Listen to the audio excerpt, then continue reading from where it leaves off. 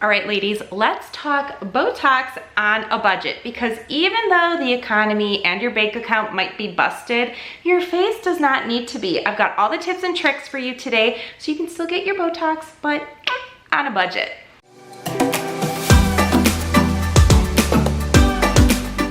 Let's not beat around the bush here. Botox is expensive. It can cost anywhere between $10 to $20 per unit of tox, depending upon where you live. That could mean maybe if you're getting like your forehead done, or maybe like your little angry, your frown here, it could be anywhere from like $350 to $550 just for that area.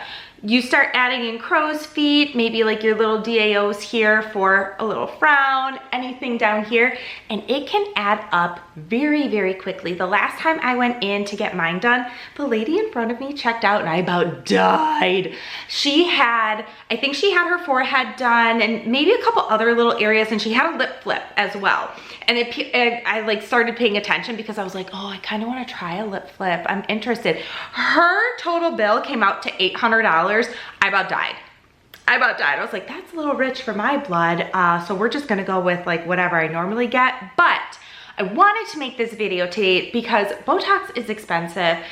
People like it. Some people really just want to try it. And there's a lot of different ways that you can drive the cost down of it, whether it's driving down the cost at the clinic itself, using reward programs, whether you're a little bit more strategic about where you get it done, how you get it done, the frequency of it, and even some little hacks about like how to make it last longer once you do have it. So we're gonna get into all the details today. I'm gonna share some personal experience. I took copious notes. So if you see me looking over here, it is because I don't wanna miss a detail, okay? And I can't remember all this stuff all the time, but it's really important. And I wanna make sure I give you guys like the best of the best information.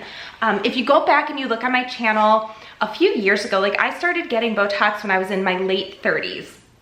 So, and I just wanted to try it out. I have a video, I'll link it, I'll put it in the cards, where I kind of show the first time that I went in. So you can see, I mean, I'm about 45 now. So I've been getting it periodically over the years. But if you want to go and look at that video and see what I looked like then to what I look like now, because it's going to kind of like layer into this video a bit, you can certainly do so.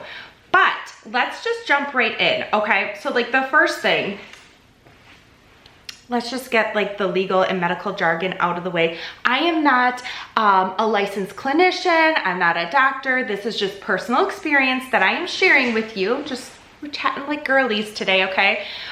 So just keep that in mind. But I will say, Botox, there's needles, there's injections. Things could go wrong. You don't want to just go to like any place and get it done, right? So like you want to go to a good clinic. Often, you know, you want to go to somebody who's a registered nurse. So they've got that background. They can really understand your anatomy, and you know you're going to get a good quality product here, okay? Like we're not going to a back alley here to get cheap Botox. We're just going to drive down the cost. First things first, my number one tip is always look around, especially if you're new to Botox or you're in an area where there's a ton of different spas and things. You can get a new patient introductory special. That's what I got my first time. Took $100 right off the top. It's just an easy way to initially drive the cost down. Of course, you always want to make sure that you're going to a good place, but I'm just saying, a lot of places, they offer intro specials. Ask your friends. A lot of times, you might go to one place and your friend goes somewhere else. Well, if you refer a friend and vice versa, and you go to each other's clinics, right? You both can get a referral bonus. Again, that can drive the cost down. The place that I currently go, I think they give you $75 off for a confirmed referral visit. So keep that in mind. Another thing you can do, I use Alle Rewards. There's another one out there. It is called, hold on a second, I'm gonna find it. Alle Rewards. I've never heard of that one. I use Alle. I will put it down in the comments. It is a really great program. I used it because the first time I went, my nurse basically told me, she was like, you're gonna save more money today by just using this rewards program. It costs you nothing to sign up. And she was right. And like, I never used it for anything else, but like you go in there, they do like fun little games. You like spin the wheel. They give you prizes. They run promos. Okay, so Alle, last year when I was down in Nashville, I wanted to try a new clinic. Well, I went into the Alle app to see like where else are there clinicians in this area where I can use rewards and points, right? I wound up being able to purchase a gift card to be used on Botox. It was like a buy one, get one type of situation. So if I bought a $100 gift card, I got a $100 gift card for free. There's no way you're ever going to spend under $200 on Botox. So if they ever run that special again, just do it. Just buy the dang gift cards because 200 bucks can go really quickly on your tox treatments. But Alle is a really great program where, you know, they give rewards for different things. They have other stuff on there too, like Sculptra and filler. I've never done any of that stuff. But anyways, it's another way to drive down the cost. So once you have found your clinician, maybe you've got some rewards, maybe some gift cards and a referral, right? So you've maybe been able to scrape like 150 to 200 bucks straight off the top. Now you're in the clinic. And here's where you really need to have a very honest conversation with your clinician. And in advance of that, you've had an honest conversation with yourself around like, what is the outcome that you're really looking for here? Because I will tell you, you can get like a small area done. You can get like just your little crows and it's still not cheap. If you go in, and some ladies do, and if this is your thing, you do you, no judgment. But like if you go in and you're like, I want my forehead and I don't like these little bunny furrows and I want to get, you know, my jowl done and my masseters, like masseters they can take a lot of tox, right? And you're paying based on the unit. And then you add in like maybe, I don't know what these things are called, but these little, you know, those things, you can get that done as well. When you start adding a lot of different places to get the tox, it's going to drive up the cost because the other thing is your clinician is going to want to make sure that you have a really good outcome, right? So she's not going to want to put like one unit here and like little 1 units throughout. You really need to have a good dialogue with her to understand like what's your budget. Nobody likes to talk about the budget, but it's a very real thing. But you know, what is the outcome that you're looking for? I will say from my own personal experience, I try to focus in on the areas that bug me the most. I don't furrow too much right here. So if they do this area, they're very, very light on it. I don't like these lines across the top. That's where I always tell them, I'm like, please focus here. However, based on anatomy, they always wind up having to sprinkle a little here just so like you don't get all wonky-eyed. It's a whole different topic. But that's where I know that's where I want to focus. Pick out your focus areas, right? If you have $400 to spend, do you want to spend it on a lip flip or do you want to, you know, spend it up here? For me, I want to spend it up here. For you, you might want to go in and get a little lip flip done. It's totally okay. It's up to you. But have that really good open dialogue with your clinician, both on budget and the outcome that you're looking for, so you guys can find something that works, right? The other thing, and I kind of touched on it a little bit, is you're going to want to be strategic in the placement of your tox. Where are you going to get the biggest bang for your buck based on where do you have little like lines and things that bug you? So for me personally, I would focus here. And then I might, you know, I did try the crow's feet last time.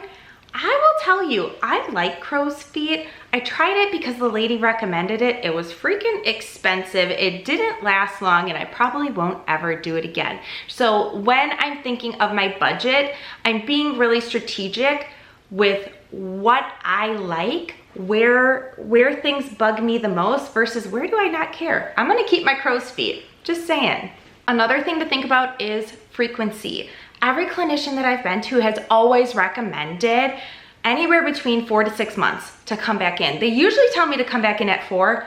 I don't come back in at 4.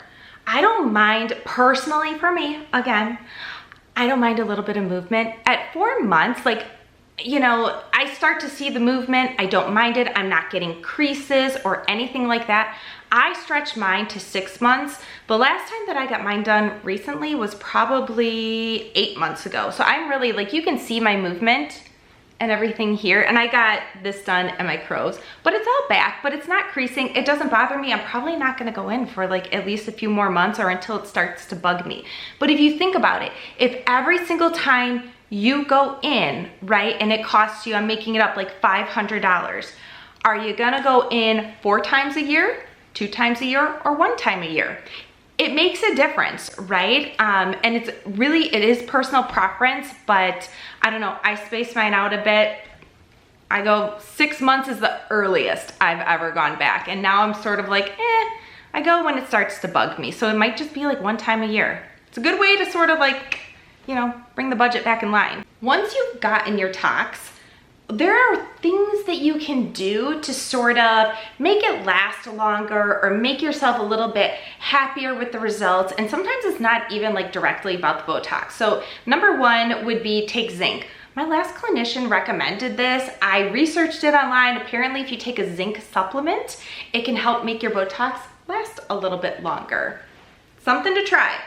Another thing that you can do is use those silicone like wrinkle strips. I'll find an image of them, but you can sleep with them at night. You can use them during the day. They're almost like it's like a silicone strip. You put it on your little wrinkly areas, and what it does is it stops the movement, so it stops this from happening, and it also delivers things like peptides and moisturizing type of chemicals and such into your skin, so you're super hydrated, right? So it just sort of delays some of that wrinkling kind of coming back in. It's more of a skin thing than it is a Botox thing, but I'm just saying, like, it can make it feel like the Botox is lasting longer, even though you are focusing in on your skin.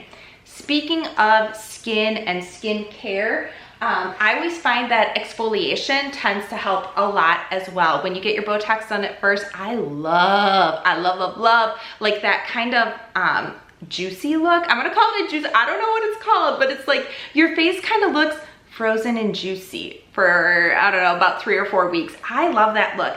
The only way I've been able to replicate it on my own is by using things like this Ordinary peel, exfoliating a bunch, and then also I use tretinoin. Now tretinoin is, I'll do a separate video on this stuff, but tretinoin is only available by prescription. That can also be really expensive, but if you know where to go, and I'll tell you in a follow-up, you can get it cheap, okay? And it's not like, you know, some black market dark web stuff here. Like, it's legit. There's just different avenues that you can go through to get the things that you want more affordably, okay? If you don't have tretinoin, but you want to do more of like the exfoliation, you can try Differin.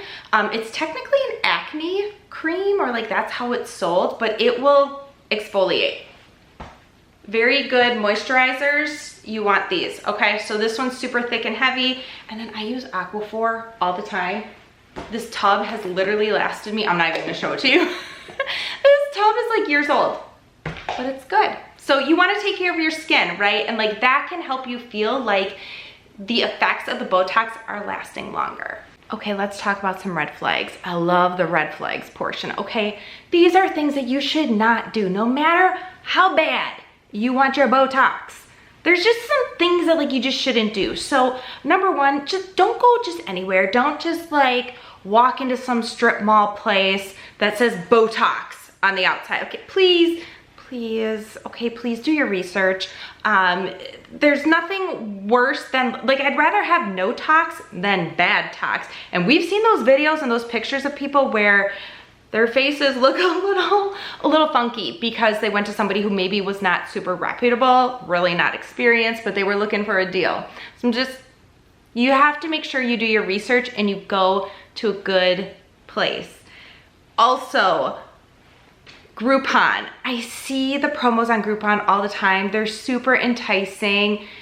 I've looked at them. I'm not gonna lie, I've never used one of them, but here's what I will say about that. If it looks too good to be true, it probably is. Also, some of the places, like you'll find Groupon deals on there for places that are kind of reputable, but by the time you go through like all the hoops and you find out like what the discount really is, like it's not that great of a discount. You might as well just go somewhere else where you're getting like a friend referral or a new client type of bonus or something like that, or using your Alle rewards. So while I know Groupon can feel really fun to like kind of shop around, I would not recommend it. And finally, Botox parties. I've heard of these things. I've never been to one myself, but apparently they exist. One time in high school, I did go to a tattoo party in a friend's mom's kitchen. That's a story for a different day. Wouldn't recommend that either. Also wouldn't recommend, you know, going to a Botox party and just, you know, hanging out with the galley pops, drinking some wine and getting some needles in your face. Probably not a good idea. I'm just saying, just a little word of advice from me to you. But those are my tips for today. I think there is, like, if you really want to try Botox or you love getting it, but let's be real, the economy and the budget and the finances are kind of busted. Your face does not need to look busted as well. There's ways around to like kind of like drive the costs down, spread out your appointments, focus on your skincare and some other things so you can still feel and look like $1 million but not be paying $1 million. I hope you like this video. If you have any questions, you know the deal, pop them in the comments, like and subscribe, and I'll see you next time. See ya.